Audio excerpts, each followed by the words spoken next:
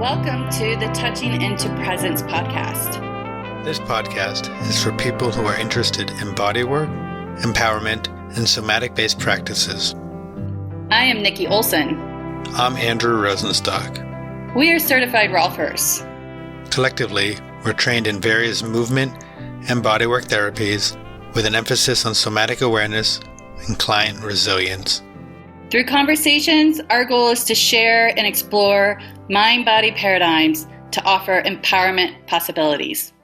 It was such a pleasure to be in conversation today with Dr. Stephen Porges.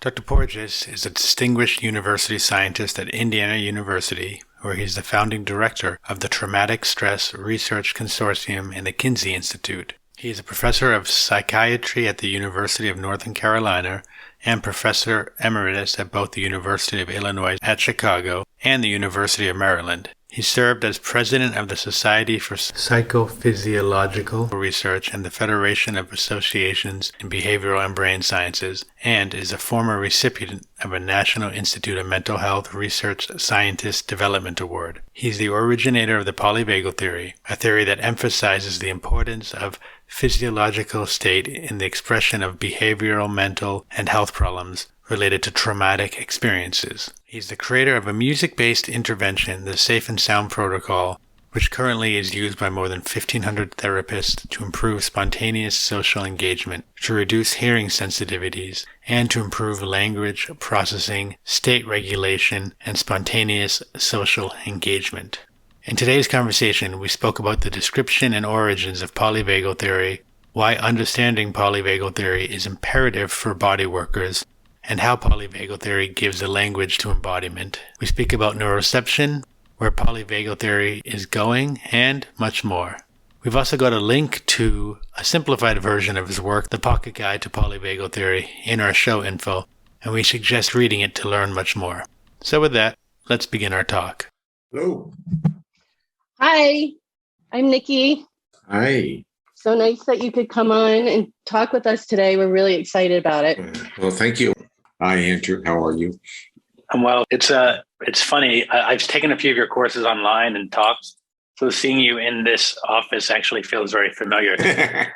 Well, I'm sorry about that. I mean, because I much rather be in person, and it's beginning not to work for me, is what I'm saying. I'd much rather be more accessible as a human being. First of all, just thanks for making time for us today. This is an honor and delight for both of us.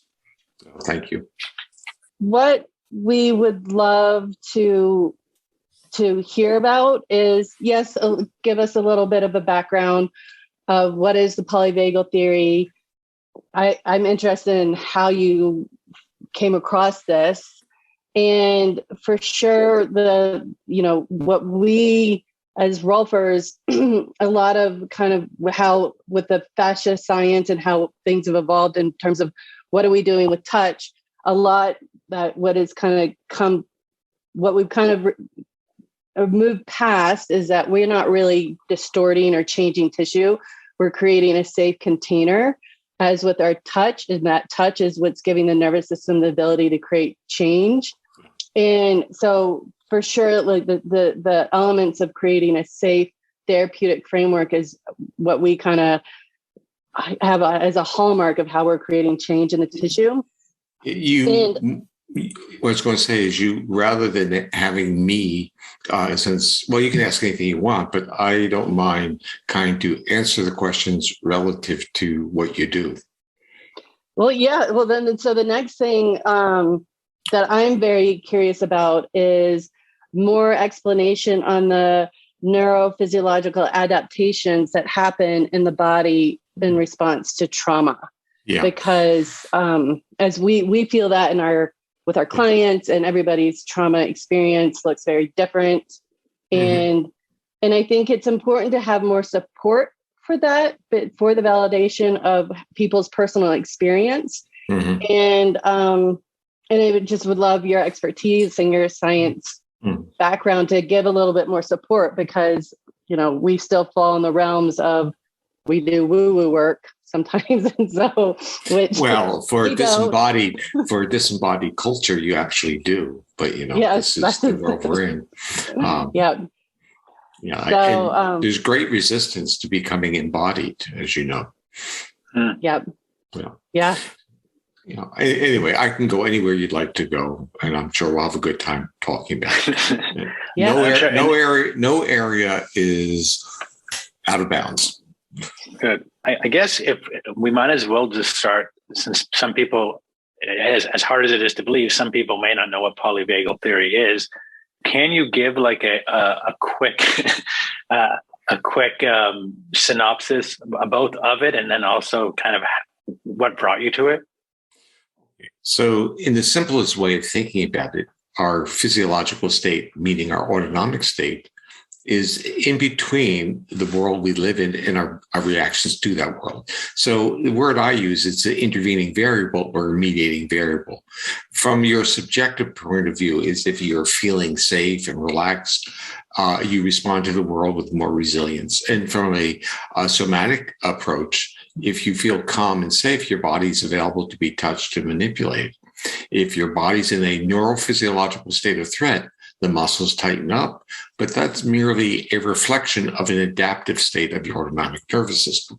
So in your world, you are reading the client's autonomic nervous system state literally from the tension in the body. You're picking it up. But polyvagal theory directs you to other portals like the intonation of the individual's voice, their facial expression, and their gestures. And that's because in the brainstem, the nerves that originate to regulate your heart, the vagus that calm you down and calm down your sympathetic arousal and excitation, are in an area that are also with nerves that regulate your facial expression, your intonation of your voice, your head gestures, and even your middle ear muscles. So when you're calm, you understand what people are saying. When you're, in a sense, more threatened, physiologically in a state of threat, you have difficulty extracting meaning. And so these are things we see in our everyday life. We just didn't have a way of labeling it. And polyvagal theory, in a sense, gives us a vocabulary to explain the situation. Like if you're very anxious, why aren't you smart when you're anxious? And since this is a problem with many children, of course, they don't want to go to school because it's intimidating to them and threatening. So the polyvagal theory, in a sense, tries to put the body, which is part of the Rolfing history, the body back into the equation of what it is to be a human. It does that with a different language. It's not a structural model, which was the origin of Rolfing, but it's a functional or a neurofunctional model, which talks about how the nervous system is regulating visceral organs. But in understanding the regulation of visceral organs, we can't avoid looking at the neuroregulation of striated muscle. And now we're overlapping. Yeah. I don't know if it's because I've been reading your work and studying other stuff that to me, it's like, yeah, that just makes so much sense. So obvious. To me, it's a little bit amazing that it's taken this long to understand this. And what was it that brought you to sort of figure it? Okay, I was on a email exchange yesterday with a person who's using the acoustic intervention I developed, and she talks about it as having all these miracles. I said, that's not the miracle. I said, the miracle is that the theory got it right, because the acoustic intervention is just derived from the theory. It says this is how the feedback loop should work. And if you start stimulating the acoustic channel with prosodic sounds, it should get into that brainstem area that produces calming. And that's what a mother's melodic voice does. And so getting it right didn't mean that you knew it or I knew it. It was, this is how the system is put together. And actually, the question is, where did I step into this, or why did I step into this? I stepped into this because I was doing research in obstetrics, actually, and in neonatology. And in that world, heart rate patterns are basically the most robust indicator of whether the baby or the fetus is doing well. And there's great, in a sense, concern when there are these massive bradycardia. And this goes back now to 1992. In 1992, I published an article in a journal called Pediatrics, where I talked about these heart rate rhythms as being vagal and protective of high-risk babies. And a neonatologist wrote to me and said, when I was in medical school, I learned that the vagus could kill you. Maybe too much of a good thing is bad. What he was referring to was these massive bradycardias where the heart rate slows up so much that it doesn't provide sufficient oxygenated blood to the baby's brain and is potentially lethal. And I was, in a sense, perplexed. I said, how could a system that is protective, this, what I would call the vagal protective system, how with heart rate variability, how could that be the same system that produced these massive bradycardia, which are also coming through the vagus? And it took basically a lot of scholarship, digging into books, not laboratory tests per se, but going into the literature of several disciplines, and finally arriving in a discipline called comparative neuroanatomy. Not what I was trained in. And what comparative neuroanatomy was looking at the neural basic structures of different organisms with the hope that it would provide insights into the evolutionary pattern. And the surprising thing came that when I studied the transition from, I would say, asocial reptiles to social mammals, of which we are one of them, there was a repurposing of how the autonomic nervous system worked. So this massive bradycardia in a mammal becomes a shutdown system when we don't have enough resource, or going into the world of trauma, this is an experience that people have, or a child who's frightened where they pass out or defecate. This is that vagal circuit working, but not the vagal circuit that is resilience, supports resilience and protection. So there were two vagal circuits. That's what this taught me. And that they were coming through a nerve. And this was the fallacy of how we learn Western learning. We learn about the nerve. We don't learn about what's going through the nerve. The nerve's a cable, a conduit. The nerve, as a cable, can only do something if a signal from its central regulator, the brainstem, gets to the organ, and whether the organ is sending a feedback signal back to the brainstem. So now you have the neural loops of how this works.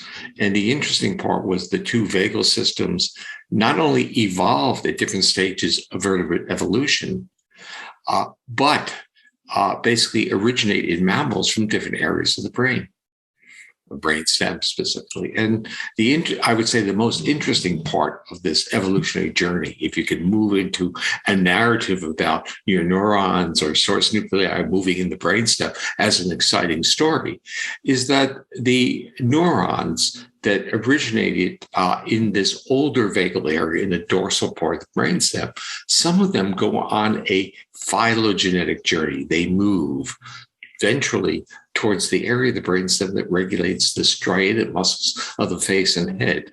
And what that enabled the social mammal to do was to communicate their physiological state through vocalizations, facial expression, basically to broadcast to conspecifics whether they were safe enough to come close to. So it's quite an amazing story. Then when you take it the whole way out, and which is where polyvagal is going, because it's going now into a interventionist perspective. If you recruit that system of sending cues to safety, you're also basically your physiology is also calming down. So now we learn about vocalizations, chanting, breathing differently. These are all neural exercises. And above all, we learn that as a species, we evolved to be cooperative, connected, and basically sociality became a neuromodulator for social mammals. It basically regulated our state. Now, if we flip into the world of, let's say, Rolfing or somatic therapies, one thing that the therapists often learn is that many of their clients have a history in which their connectedness with others has been challenged. And this often goes by the word trauma. But what it really means is that the connectedness was broken because there was a violation of trust, or a violation of expectancy with a formerly trusted individual. And so the nervous system was accessible and then became injured. And this is a powerful insult. Sometimes it's from the family. Sometimes it's from spouses or intimate partners. Sometimes it's basically going into a hospital to get a procedure, and your body becomes accessible and you become injured. And the nervous system doesn't forget that easily. And part of what the trauma world is trying to do is first to honor the body's defensive reaction. That the fact that you reacted with a defense response is your body doing good things for you. So rather than get angry at your body, which will keep it in defense, you honor it. You become aware of it. And then what you do is you start to experience the body again. So you titrate what you can handle. And, Rolfing is a portal into the body, learning that it's still there, or the person learning that they still have a body. So these are all, I would say, journeys of re-embodiment.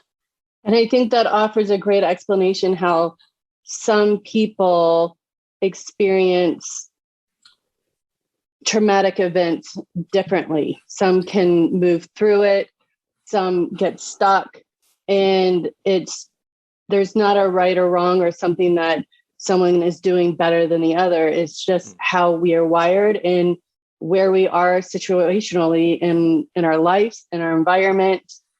And I mean, I think we can kind of speak to what's happening currently in Ukraine. Like, I was just speaking with a colleague right now about how she is, a lot of people are reaching out to her because she posted a video about finding moms helping finding connection with their babies, because right now there's a group of quite a big population of babies who are not feeding, nursing as well as they were before the war broke out. And now a lot of these babies have their world of safety has been, literally rocked to pieces.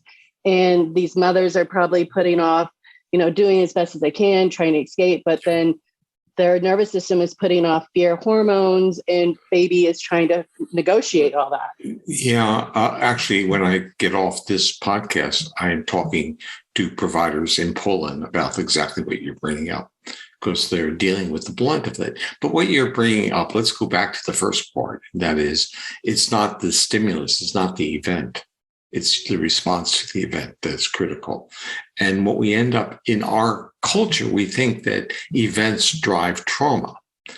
Events increase a probability of trauma, but the state of your nervous system determines whether you react with threat-oriented responses or whether you're resilient. So, we don't really know what state we're in, because that state's not always constant, because we're not really aware. We're not a very skilled group at witnessing our own bodily state. And so part of what we can get better at is becoming more aware of our own physiology. And we have, but we have to put that in the context of our cultural history, which is really turn off our bodily feelings, sit still, work harder, don't listen to your body. And if we think of that on a neurofunctional level, we are actively turning off the feedback loops of our body's regulation. The consequence of that is disruption of homeostatic function, meaning illness. And of course, if you're doing somatic therapies, that's what you're seeing. You're seeing a lot of people who are numb to their body and who have a lot of what would be called comorbidities, depression, anxiety, chronic illness. If we even translate chronic illness and chronic pain to a body being locked in a state of threat, even after the pathogen or the injury has healed.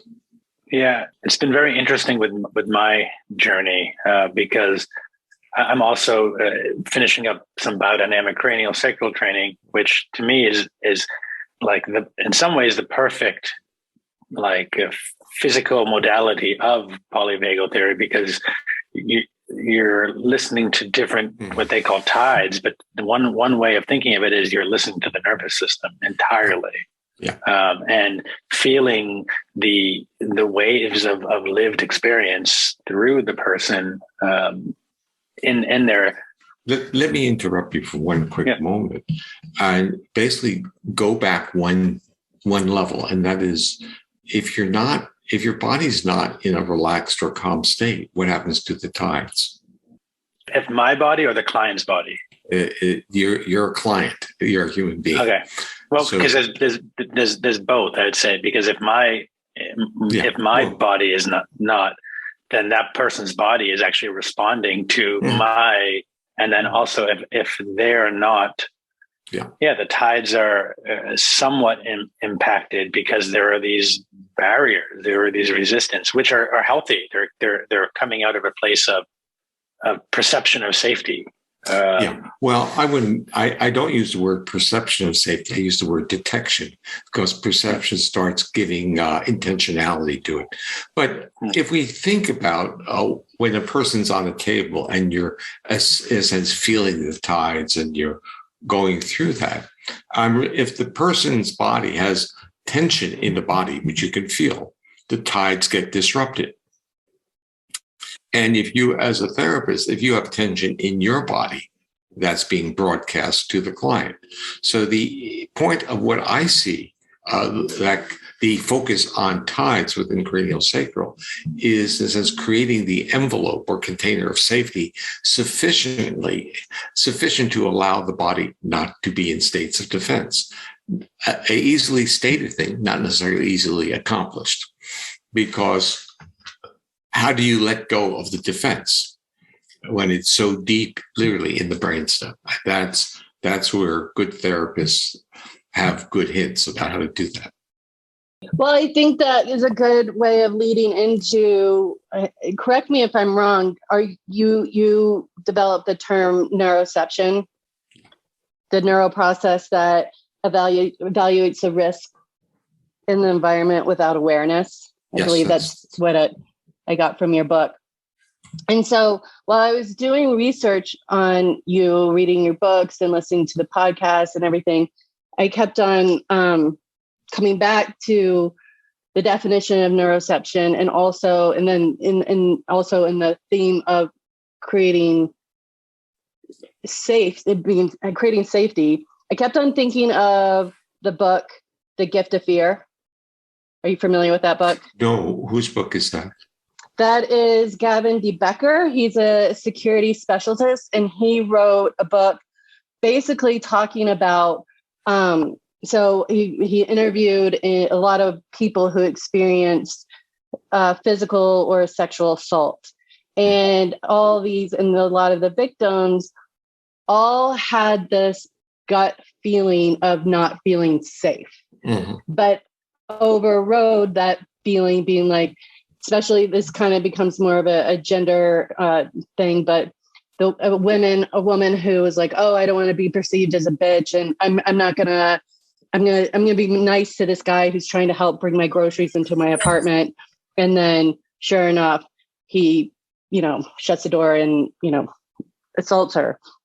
And so but basically in this book, there's a lot of these stories of how the victims had this innate sense of not feeling safe, but didn't know how to respond because of whatever stories that they've grown up with of how they should behave or how they should be.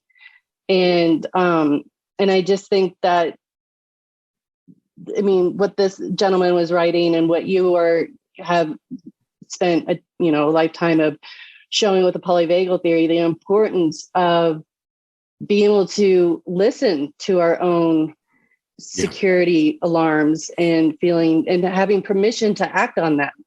Yeah, I call it honoring what your body is trying to tell you. And the person who wrote that book is talking about neuroception, obviously.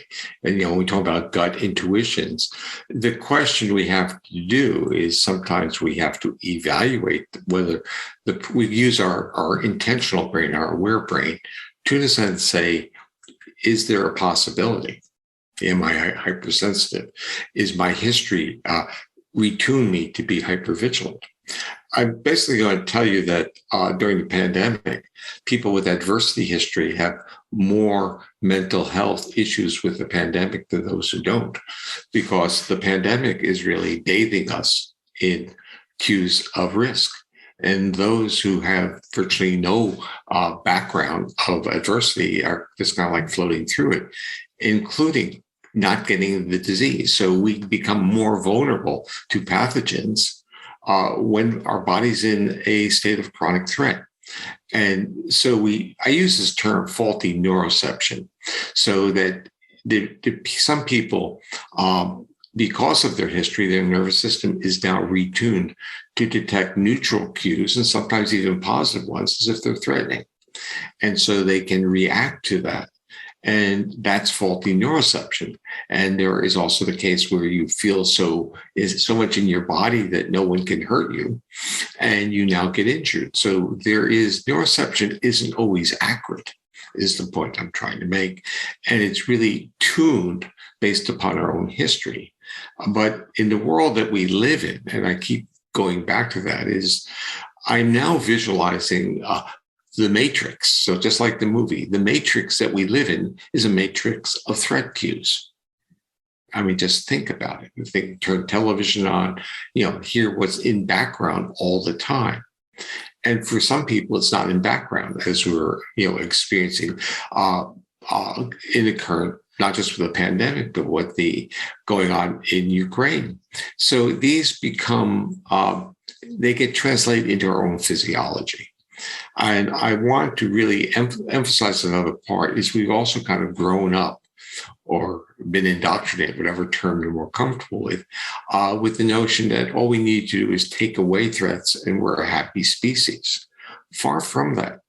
Our bodies not only need not to be under threat, we need cues of safety. We need reassurance. We need trusting relationships. We need sociality. We need connectedness.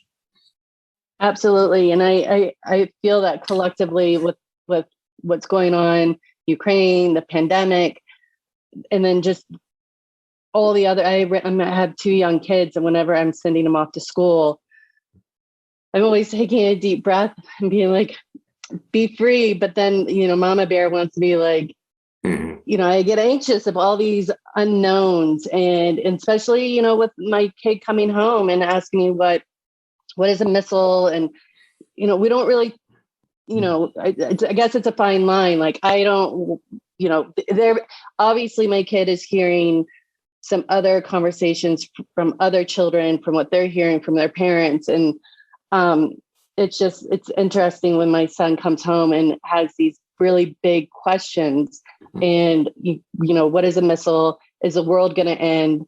And it's like, oh my God. Well, it's a lot. Let me unwrap it down to your own experience. Let's go back to that. And this is, how does your body respond to uncertainty? Uncertainty is a threat, and that's really what your body's responding to. And that gets in the way of literally being a good witness. And that's it says, I think we have to be calm enough to speak supportive enough of others to allow them to have voice, to witness them. And we're not good at that. So what's the parent reaction to your child in general, to children like yours? Oh, don't worry, everything will be fine. And actually almost say it in that way where you're not even listening to the feelings being expressed by the child. So we miss opportunities because we don't understand the needs of the other. The needs of the other are not necessarily for you to fix the world, but for you to listen to their views, to be heard, to be witnessed. Absolutely. I mean, my response was that, because I often say, try to make good decisions, knowing that I will support, sometimes we don't make good decisions and we just have to, live with that and learn. But he was asking questions about leadership. And I pretty much was saying, sometimes people earn leadership by making good decisions. And sometimes leaderships happen because they were bullies and they just happened to be in that position. And so in a way, I felt like I was offering kind of the both ends of the possibilities. And for sure, don't want to shelter my kids and thinking that, and in myself, I mean, I would love to be like, why can't we just be happy and get along and be neighborly and not have these huge conflicts? But that isn't how, if that goes back to the survival of the fittest, there's constantly threats as we've evolved. Yeah, the threats are there, but the survival has only come through cooperation and literally trusted relationships. And we forget that. We forget that the bully doesn't really win in the long run. And this is actually the optimistic evolutionary story of mammals who were very small and food for reptiles, but they could cooperate, and that's how they survived. And sociality became the neural regulator of who we are. And so through connectedness, we'll calm down. But we start to find out that those who are the bullies or these aberrant rulers are not connected to others. They have a severe deficit in their sociality. And so their bodies are in chronic states of threat. On one level, you can have a moment of compassion for their physiological state and their perspective of the world, which is terror. It's total terror. But on the other hand, you have to have the compassion for the injury that they're doing to so many people. For me, well, there's two ways I want to kind of go with that. One is that for me, Polyvagal gave me a wonderful way of seeing those, both of what you're saying there, both the response to a thing and a thing that whatever incident has caused conflict within. And so it's been really, really lovely. And there's a part of me that would want to go kind of into that more as sort of Polyvagal as a way of more or less gauging embodiment. But there's another aspect that I'm hearing within you, which is, and I'm colored by my own background. And so I've studied a fair amount of Buddhism and Buddhist thought. And I hear a bit of that within that. And I guess I am a little curious because I've never heard you speak about this before. Well, we are all on our own journey. And I actually think that many people who think they're espousing compassion are missing the point, because they include retribution as part of their view of compassion. And I think that has to be off the table, especially in interacting with those who have been wronged. They don't want retribution. They want connection. They want to be heard. They want voice. So we have to separate doing the right thing to, in a sense, cleanse the earth of what we don't like, to understanding that when someone is injured, what's the priority? The priority is to be a good witness, to be supportive. And I see that as the true meaning of compassion.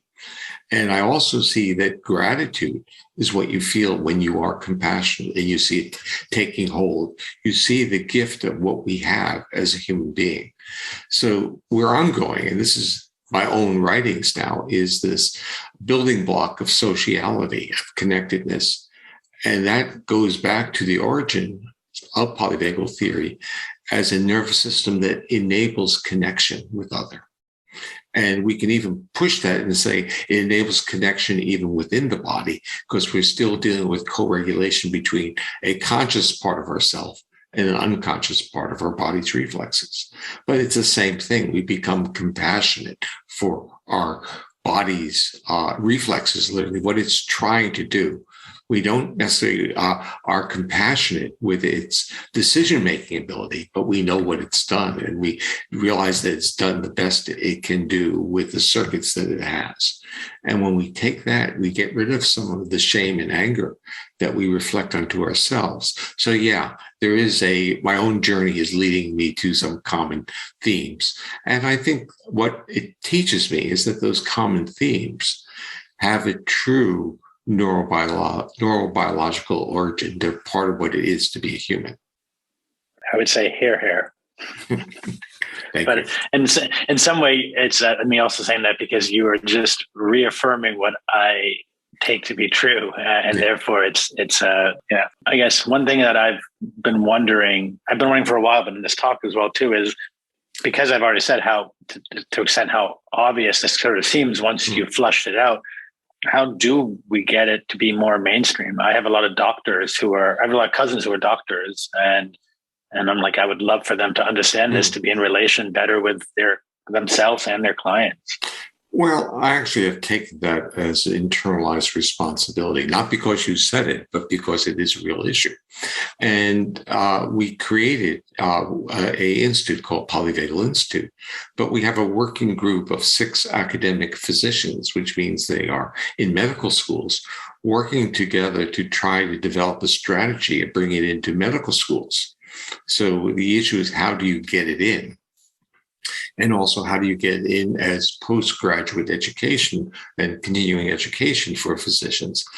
I think the real take-home message is that creating safe environments is part of the healing process, and being nice or talking to your patients is helpful, and that we're not machines.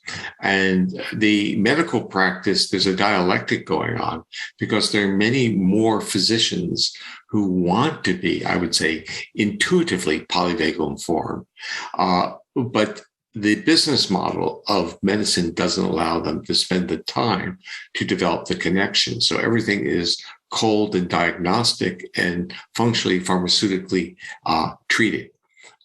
Tests and drugs. And so much of illness is basically neurally mediated, and a safe individual is more accessible even to the drugs and surgeries. Their bodies are much more welcoming. And I think that's a message. A anesthesiologist at one of the major universities who gave grand rounds on polyvagal theory, and the whole department got extremely excited, because she was explaining basically that it's okay to feel safe. And when you're not safe, you should be in sense of yourself. That part of the job of an anesthesiologist is to enable the patient to feel safe enough to give up control. She was describing to our little group, the group of academic physicians, that she had a patient that day who had failed anesthesia twice, and she was the third chance. The person had the first time got into the OR, then ran out, basically jumped out. Second time got on the table at least, but then ran out. And she engaged the person. The person did really fine when she worked with them. Basically said, we're here to support you. We're here to, I'm here in a sense, not the coldness, including in anesthesiology, because there used to be a history in anesthesiology of meeting the anesthesiologist the night before the surgery, so that you had familiarity when you went into the operating room. They cut that out years ago. And what you do is you meet your anesthesiologist literally as you're being wheeled in. So there's no relationship of this person who's going to now keep you alive, and that's their job. I love that explanation, because it's my own little soapbox, but I with birthing my kids, I had planned on trying to do it drug-free and non-medical as much as I could. That wasn't the birth plan, apparently. My second kid was born with a kidney disease. I had to birth at Children's Hospital. And, and so in motherhood, there's a lot of it's unfortunate, because there's so much praise of, if you did it drug-free, non-medical, while you're a warrior, versus if you ended up in the hospital, you were cheated of what your body should be doing naturally. And I felt I loved my births. Every single person, my kid ended up having a team of doctors ready to deal with him. Luckily, it was a whole lot of drama for nothing. But I was met with so much compassion. I felt so safe when I had to have a planned C-section. The anesthesiologist was talking to me the whole time. It was a very unique, beautiful experience. And I feel fortunate that I had that. I had that support to feel safe, to go through all this, medical procedure to bring my kid in, who there was a big question if he was going to be able to eat and breathe on his own, all that. And so I think there's so much to be said about within the medical industry to offer safety, and because I think that gave myself and my son a very successful healing outcome. We were fine. And but I do know there's some people who didn't have that type of experience and do have some birth trauma around that. So all I was going to say is that you were in a good environment for the delivery, and that was a children's hospital. And of the medical professions, pediatricians, in which everyone in that hospital is a pediatrician of different specialties, that's part of their training. That's part of who they are. It's a much, I would say, a welcoming subdiscipline of medicine. And you're also dealing in a high-risk environment. And there's another factor there, and that is people who are intensivists or working in high-risk environments. Their salaries are reasonably good. It's not the same as seeing an internist or a family practitioner. So they're not under the same financial pressure that, let's say, a developmental pediatrician would be. It's very interesting about the inequalities in the medical profession regarding salaries. So like surgeons make quite a bit of money. So there's a differential bit. So procedures make money, risk populations pay better. So, but wellness isn't even on the, it's well down the list. I like the old, I don't know how true this is. My wife is Chinese, and I heard this thing that traditionally Chinese doctors were only paid when you were sick.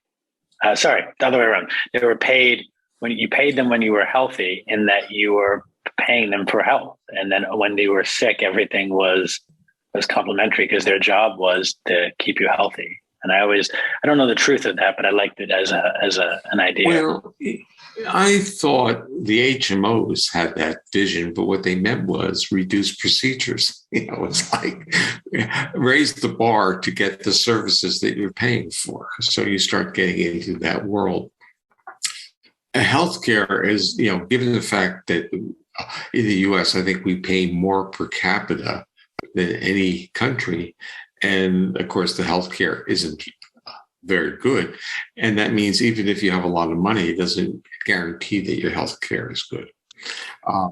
And I think a lot has to do with the structure. So back with what can be done, the Polyvagal Institute has a contract, a small contract from a relatively large medical care company that runs clinics to do a pilot project of teaching their staff within these clinics to be more polyvagal informed. And this means from receptionists to everyone having an understanding of that your presence with another affects the physiology, and that physiology, that physiological state, will mediate whether or not your health plan, your treatment plan is effective. So on the end of the story, when you ask why is it more accepted, or how do you get in there, I sit back with a very optimistic view that you can't enforce knowledge or strategies when people's nervous systems are under states of threat. When the community, when the society, when the medical community feels less under pressure, it will become more open to optimizing the human experience. At the moment, the physicians feel that they're basically fixing things that are broken, and that is not that's not the metric of health. Wouldn't you think that some of the polyvagal theory information should be provided to the insurance companies? Because aren't they the ones that are pushing their agenda on what the doctor can and can't do or afford? I think insurance companies this is part of what we're working with this clinic for, which is basically a Medicare Advantage. They get paid, and they want to keep procedures low and people more satisfied because they're leaving their system, and also their physicians are quitting. So there's all these dynamics going on within the medical world. People are burnt out. There's very little satisfaction. People who are physicians feel they can't practice medicine the way they want. So but in their world, it's all dollars and cents. But the answer to that is when just the Chinese statement is that when your population base is healthier, their medical expenses go down. And what you, of course, find out in tracking medical expenses, A few people are taking most of the services. They have what, again, the medical community uses words like comorbidities. And we need to get rid of that. And we need to start saying if the nervous system and the body is in a constant state of threat, the neural feedback loops aren't working efficiently or effectively, and the end organs are going to get disease. So everything's predictable on that level. But the medical community does not have a conceptualization or a measure to assess neural regulation of organs. It's just not where they've been. It's been blood tests, biopsies. So when you say your kidneys aren't working, it's not about the neural regulation of the kidneys. It's about something else. It's about tissue damage. So that it's a conceptualization of the visceral organs as really being neurally regulated. And the first reaction to threat is to dampen that neural regulation and divert resources for defense. And the second stage is that if you dampen the neural regulation, the end organs will be damaged because they're not getting the right regulation, surveillance of it. But it's very intuitive, but you have to have a conceptualization that organs are being regulated by the brain. And most people or most physicians think of the top ending at the neck. And the bottom is really a mechanical thing that can be replaced and fixed. And when you have things like chronic anxiety, it's in the head. It has nothing to do with what your body is telling your brain. Have you seen changes in that? Because you've been in this field for a while. And right now, mindfulness and wellness are big buzzwords, and mind body and things like that. Do you see changes going on mainstream? I think even things like mindfulness, which has traction, meditation, I think these are misdirections. They're literally saying, okay, we can do this by having 20 minutes of this, or, as we can fix it. And I think it's really much more of a conceptualization of the human. And that's still not being addressed. And that is really in the basics of what we learn. So from the initial Rolfing strategy was really structure, and then function will follow structure. But we also have it going the other way, that structure will follow function. That, you have to, in a sense, it's a handshaking routine, where function is really a code word for neural regulation, and structure is what the body is doing. I think this handshaking between structure and function is kind of missing within how we train our physicians and how we educate healthcare professionals. I think we need to, in a sense, appreciate both. So we can have structural damage, but that structural damage will influence function as well. And when we say function, it's the entire nervous system. Going back, do I see things change? I will tell you, even with the turmoil in the world going on right now and the pandemic and Ukraine, I am more optimistic now than I ever have been.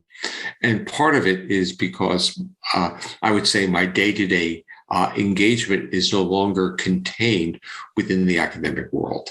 And the academic world, like the medical world and like all these others, is really, it's a battleground. It's a battleground of individual survival and individual accumulation. So it's the metaphors are all the same.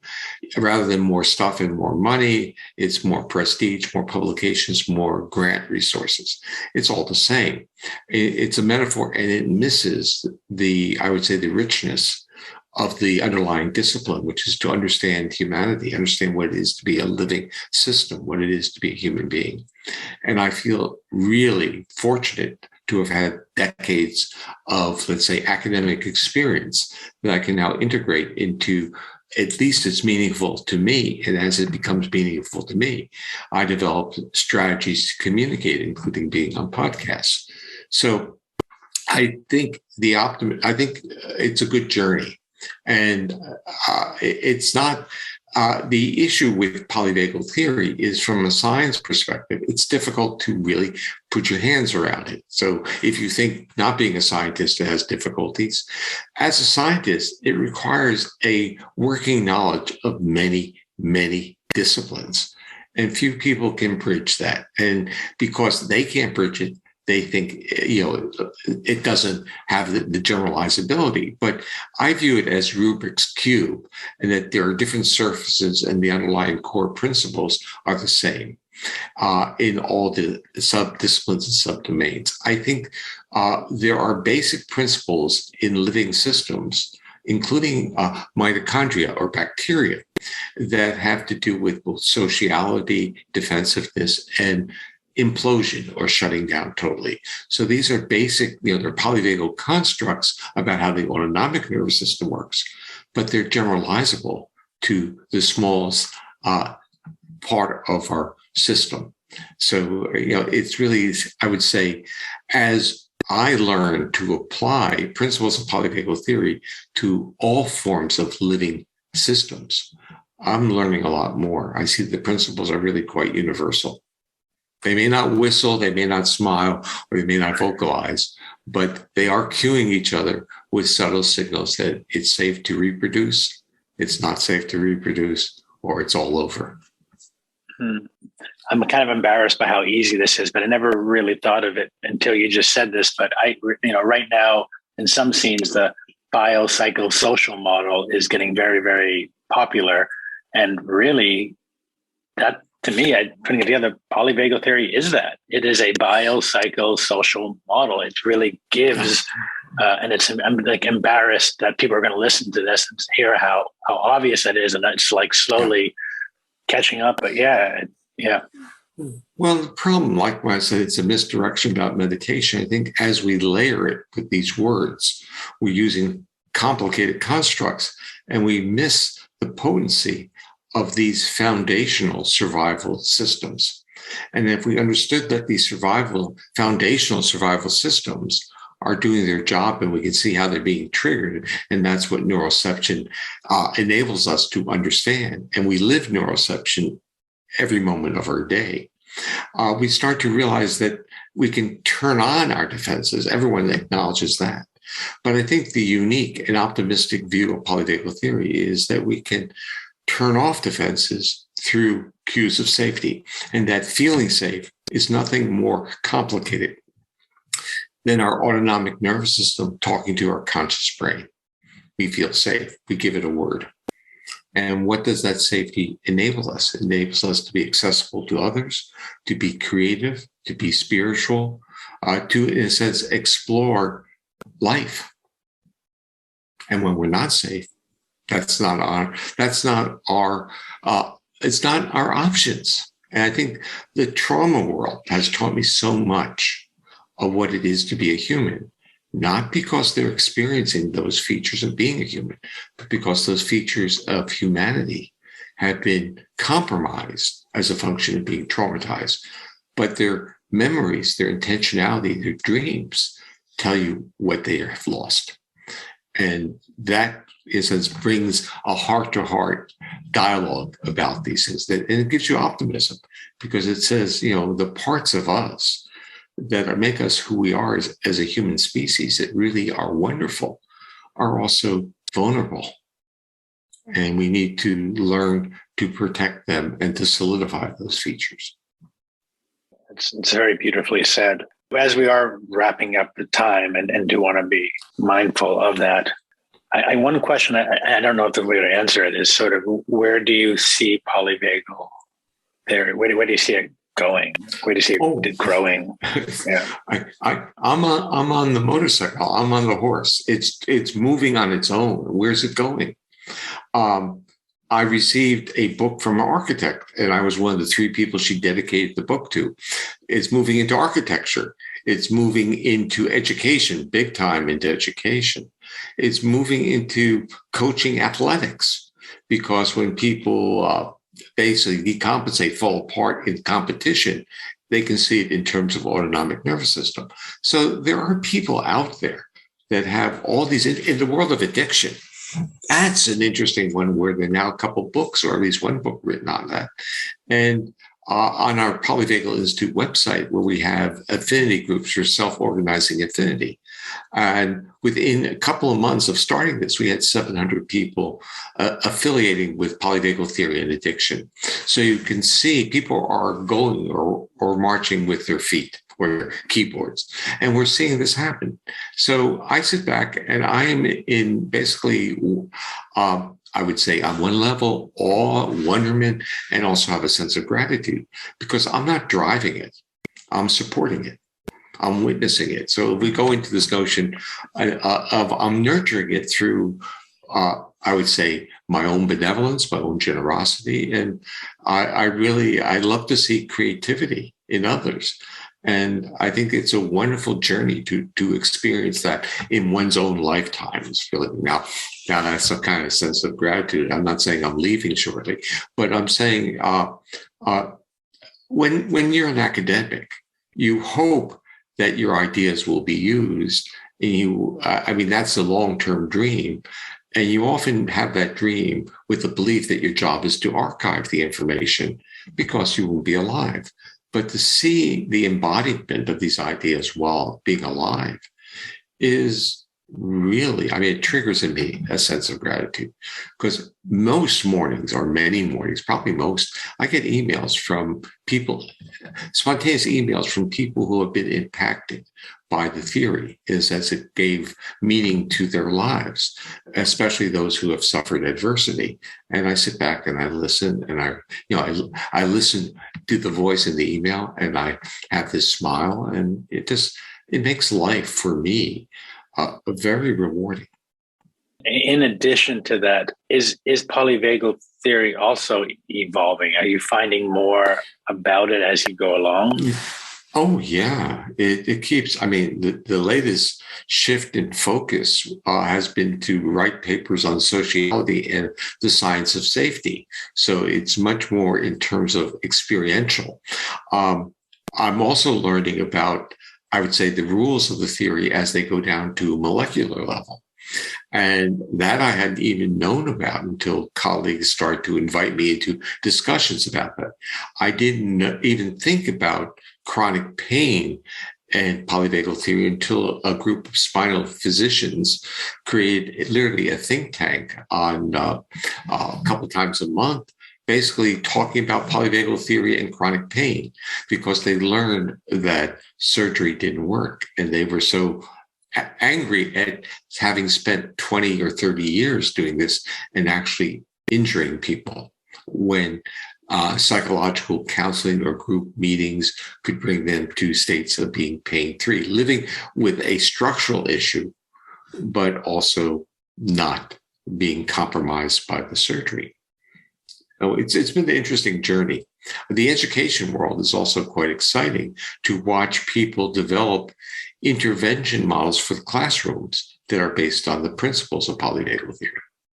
Well, what we opened the podcast with is I feel like the polyvagal theory, your amazing contribution has helped give a scientific understanding of what has been anecdotally felt and experienced and helps give more answers and support so people have some kind of realness, because in this contemporary modern life, we want some hard facts to be able to anchor into something and to know that it's true, because sometimes people, they need to have the scientific understanding to really, buy into it. And I think that this is what I've been so grateful for learning more and more about, because it helps me educate clients and understand my own personal experiences. I definitely had some freeze moments to some horrific things that have happened in my life. And, I had to work through it, being like, well, why didn't I have strength to overcome that? And I think that just, it helps humanize the experience rather than falling victim and helpless. Yeah, I think there's one area that I am interested in that's very relevant to your constituency, and that is the link between fascia and the autonomic nervous system. And that is extraordinarily unstudied. And when people study that, they'll get a better when the focus on that is sufficient and the literature is well developed. Then the linkage between what you do by dealing with fascia and fascial release will start having a different meaning in terms of the consequences on autonomic regulation and mental health. And you know that in your practices, many people who come to it have also, it's not really structural problems or pains. They're coming for a type of counseling. They're coming from a counseling that leads them back into their body. They're coming to a desire to be more integrated in themselves, which means that their bodies are locked in a state of threat. Well, I think your work, along with, I believe what I've heard you and Peter Levine have some shared thoughts. I mean, Peter Levine has been a big part of the understanding of trauma and how that plays a role in the body. But I hear it in with amongst colleagues, and just the overall chatter. What we do is, I think you pointing out that the autonomic nervous system has more than just flight and flee, that there is the freeze, which a lot of people experience. And it might not be a total freeze, a shutdown like we see with a deer or a mouse, but we see it a lot in the breath. I mean, I have some clients who, just to be able to experience that full breath, it's a challenge because there was something in their life that they got stuck in a fear response or a death, and just were still in that short grief. And whenever it's happened multiple times of when we're working with someone to really explore how the breath can really move from front to back, side to side, up and down in the three-dimensional way that should, amazing stories come out of like, oh, I'm not doing that because I remember my breath being short because of this experience. And I think, I think what you offer and helps us create a language around what's true in the body validates people's experience. And then that validation gives people the safety to let go what they no longer need, but still honor why their breath was, they were in pain, and that's what the breath adapted to do.